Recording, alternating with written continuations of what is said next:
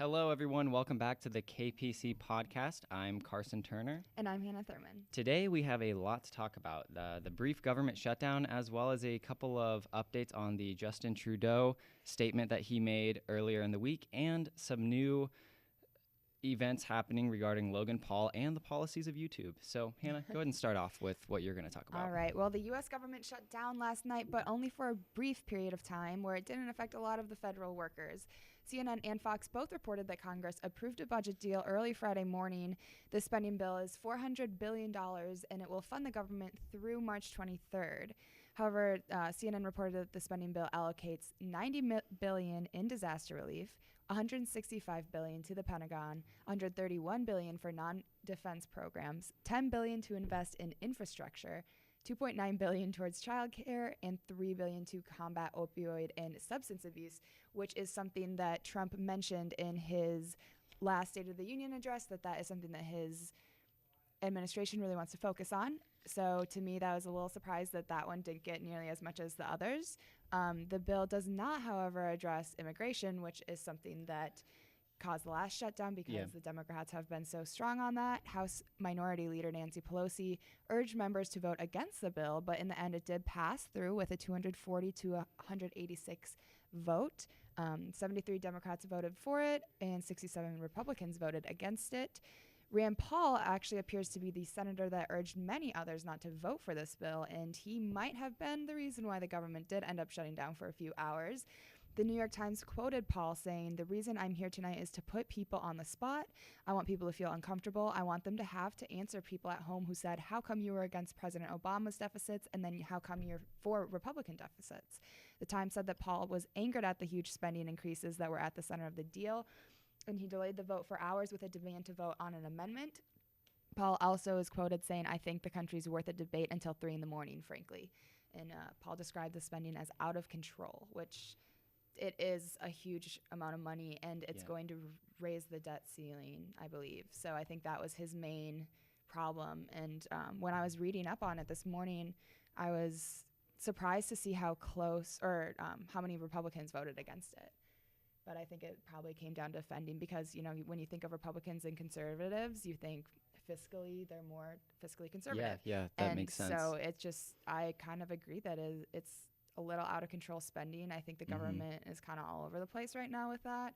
So we'll see if they get their bearings. Yeah. But So it was Rand Paul that basically caused it? I didn't know that. Yeah, which is, you wouldn't guess, but you would assume a Democrat. But yeah, Nancy Pelosi did a little stance on like an hour or so, urging members to vote against it or to even like not vote or something, to like show their strength. But yeah, it was a Republican that was the one that was really interesting pushing. Yeah. For no. Huh.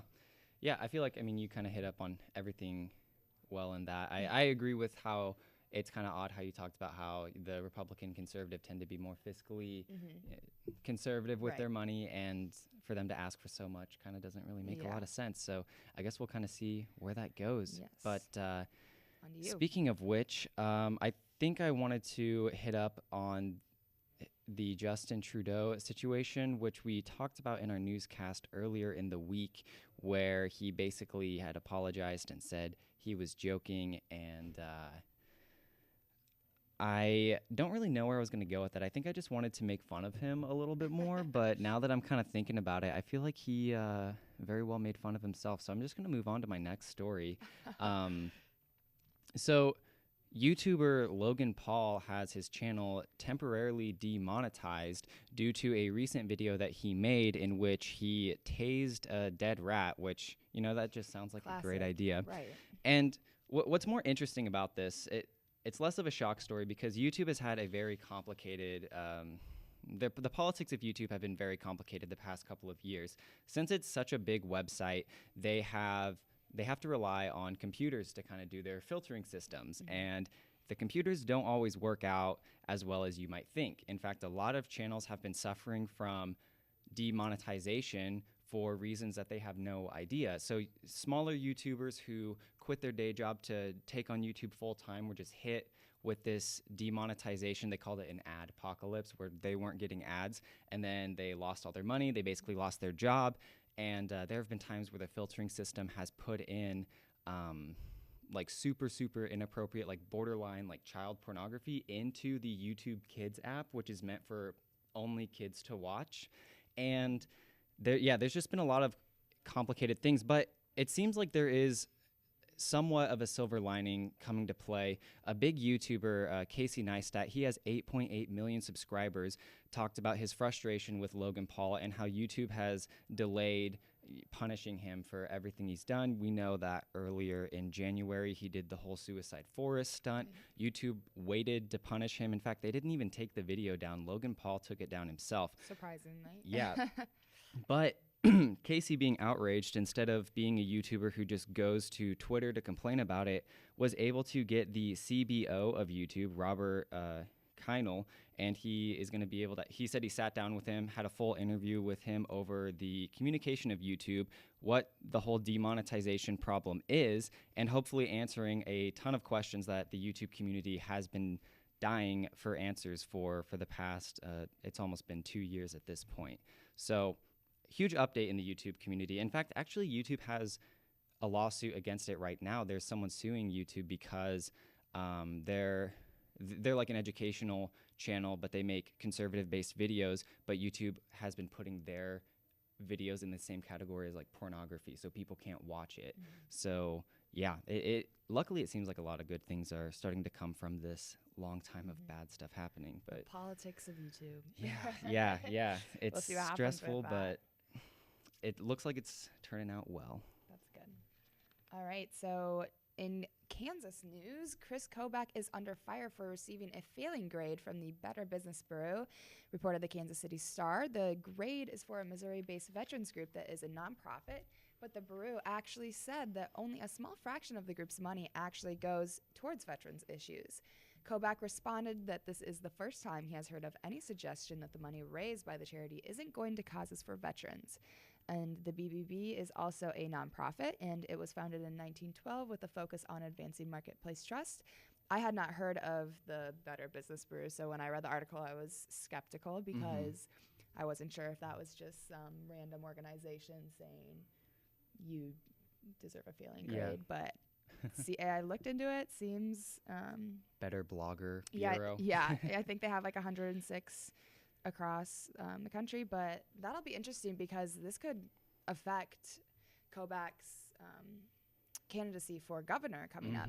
Because if a lot of his conservative constituents see this and it's true and valid, then that'll be interesting because I'm sure a lot of his constituents are veterans or want stronger veterans stuff. I had no idea about that. So he was basically not donating money that he said he was donating to veterans? Is that what I'm getting? Yeah, so let me pull up the article. So they said that he wasn't sending all the money to it, and they found it out because, or they investigated it because a Kansas man asked the business bureau about a mailer that he'd received asking for donations, and he stated that the donations would not go toward paying a sweepstakes prize. So he was confused about that, asked for an investigation through this bureau, and that's when they found that it's not going through it. So that'll be interesting. Whoops. Yeah, but I want to know where it's going. So Kobach is on the advisory board. So he's up there in ranks on this nonprofit. And but he joined 6 years ago because he cares, it's quoted in the KC Star, deeply about veterans and veterans issues. And this is apparently the first time he's heard of the organization being in trouble of the money not going where it should be. So we'll see what happens with that. Yeah, that's, wow, a lot going on at once. So, I mean, I have all my stories. I've already finished that up. Do you have anything else that you want to add to anything? Not. I guess this is a very short, brief episode, but That's what Fridays that's are all right. for. Yeah, that's what Fridays are for. So, thank you guys for tuning in, and we'll see you on Monday for the next episode of the KPC podcast.